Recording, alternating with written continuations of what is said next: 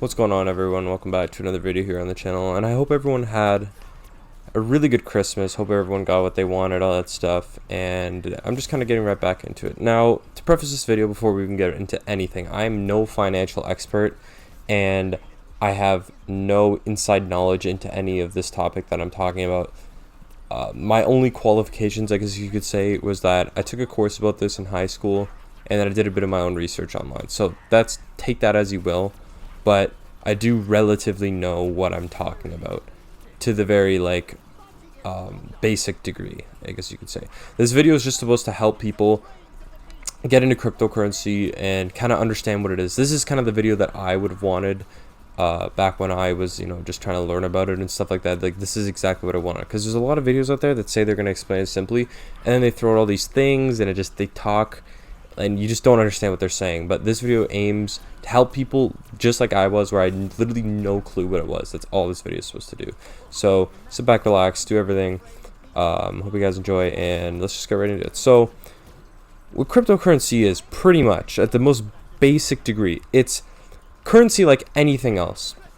So like the American dollar, stuff like that. But the only difference that it has from other currencies is that it first could be operated through the internet and stuff like that, as well as it's completely decentralized. And I'll get into that more in a sec. But what decentralization means basically is that no government or no party owns it. So the reason why this is so good is because, for example, let's say I want to send money to you and you live like halfway across the world. I have to send money through my bank to get to you. Basically, the bank confirms that I'm sending the money to you, and they'll always take a small little fee off of it. Now, pretty much what this decentralization means is that there's no third party. I just send money to you, and it's completely done anonymously without any middleman basically getting in the way, and without your data being tracked or anything like that. No one has to know what expense was made. Just the only people that know is me and you. There's nobody else tracking us or anything like that. That's pretty much what it is. So now the way that it does this, you may be asking, is basically the blockchain holds basically all of people's accounts and basically secures every single interaction. So now what the blockchain is, because you might not understand what that means. So the blockchain basically is kind of like an internet. It's like a network of every single person's cryptocurrency account basically linked up, and that's pretty much what the blockchain is, just a link of all these different cryptocurrencies. And basically how it secures is that, let's say I want to send money to my mom, and I'm sending my money to my mom. Well, there's this thing called the double spend problem, which basically means that if I want to send money to her, it needs to confirm that I say the money I have, like that I actually have it. So let's say I want to send her $20. It needs to confirm, someone needs to confirm that I have $20 in my account, or else, I could just say I'm sending her $20 and then I don't actually send it, or something like that.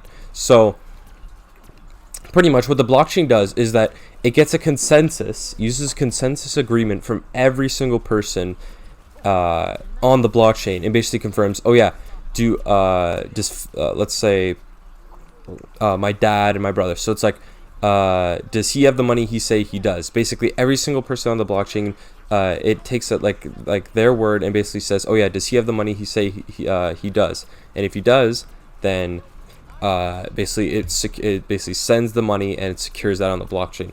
Basically, because everyone has a constant updated network of everyone's information, basically it will constantly update how much cryptocurrency you have in your account. And since everyone else says that I have the amount of cryptocurrency that I have in my account, like that I say I do, basically that means that I have that. So without trying to confuse you there, just to kind of put it simply, because everyone else can confirm that I have the money that they say I have, basically I have the money. So you may be thinking, how does this bring up any problems? Like, let's say somehow everyone hacked into it. So now theoretically, yes, it could happen, but it's realistically impossible, because that means you would need to hack into every single person's computer on the planet and change it so that they say, oh yeah, this person just has like infinite amount of cash or whatever, and it's just basically impossible. So theoretically, yes, but realistically, it's completely impossible to hack the blockchain.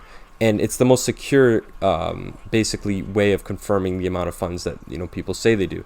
So, and you heard me say public key and private key earlier. So basically what those mean is, for your crypto wallet, you're gonna have something called the public key, which you can give it to other people and then they can send you cryptocurrency. But then there's something called your private key, which is basically the way that you can get access to that crypto and use it and stuff like that.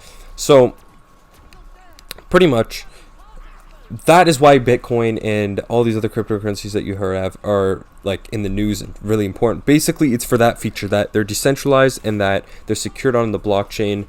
And basically, the blockchain technology is really revolutionary in all honesty. So it's basically, it works the exact same as the internet almost. So the blockchain can honestly be related to the internet. So how it works is, the internet, if you didn't know, it's the exact same concept. So let's say we all have an internet connection, right?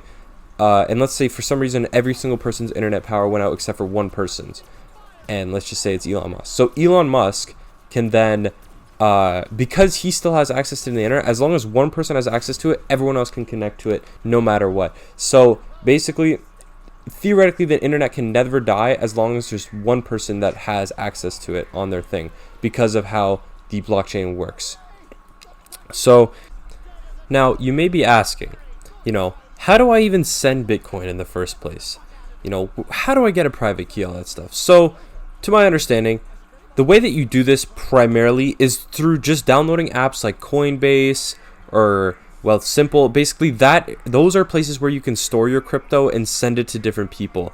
And you can also use your bank. However, there is a problem there, because if the bank has your private key, essentially they have access to your crypto and you don't. But if you want to get access to your private key with private crypto, basically use apps like Coinbase and Wealthsimple, and they will allow you to freely trade and receive crypto without any hassle about them, like one of your private keys, stuff like that.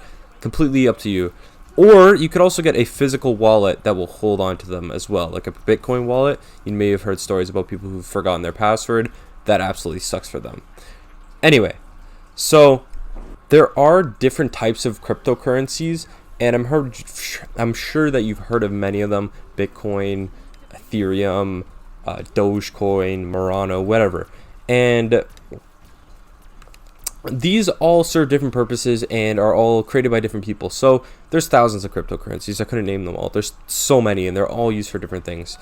And I'm sure that you've heard of, like I said, the ones that I've said. And so I'll talk a little bit about a few of them right now. So Bitcoin, obviously, it's the first cryptocurrency, and it's like one of the hottest right now. It's the one with the highest market cap right now, and it's honestly, it's pretty good. So basically, with Bitcoin, there's only 21 million that can be mined right now, and I'll get into mining. Maybe I'll make a separate video about mining, but there's only 21 million that can be mined, and there's 18 million that have been mined so far. And I'll get into mining a little bit later, but basically Bitcoin is like really popular right now because of how much money can be made from mining right now. But personally, if I had to say which cryptocurrency that I would actually invest in, I would say Ethereum, which is actually the one with the second highest market cap right now. And that's because Ethereum is less of a cryptocurrency and more of a platform. Yes, Ether is a currency, but Ethereum is a platform that basically allows you to do several different things, like make smart contracts and stuff like that. And what smart contracts are basically I'll just give you an example. So let's say I want to take an Uber somewhere. Basically, I can fulfill the smart contract that when I travel to this area using this Uber, it will automatically transfer 20 Ether from my account into the person who drove me his account. Basically, there are these actions that you can take on, they're contracts that you can basically make, and they will fulfill a certain duty, and when they expire, a certain amount of Ether is transferred from someone's account to another. Basically, that's what they are. And I think that Ethereum has a lot more uses just because of it's more of a platform rather than just an individual currency. So that's pretty much it. That's all I really wanted to talk about. I might make a separate video on mining, but I just kind of want to explain this because this is kind of something that I really wanted to talk about, because I really would have wanted this when I first started getting into it. But yeah. I don't think there's really too much else to talk about. Actually, I just wanted to touch on one more thing. So there's 3 ways that you can acquire cryptocurrency. One way is through mining, which I'll talk about in another video. 2 is through receiving cryptocurrency from your Bitcoin wallet. And 3 is by buying it using things like Wealthsimple and Coinbase, basically acquiring the cryptocurrency. So to go over some main things, just cryptocurrency is just a really hot topic because of the decentralization of it, and how really your money isn't being monitored or tracked or anything like that. There's no gas fees or middlemen or something like that. It's just you completely just anonymous currency basically. And the way that it works is that it's, you know, secured on the blockchain, which we already talked about, and there's different cryptocurrencies for tons of different things.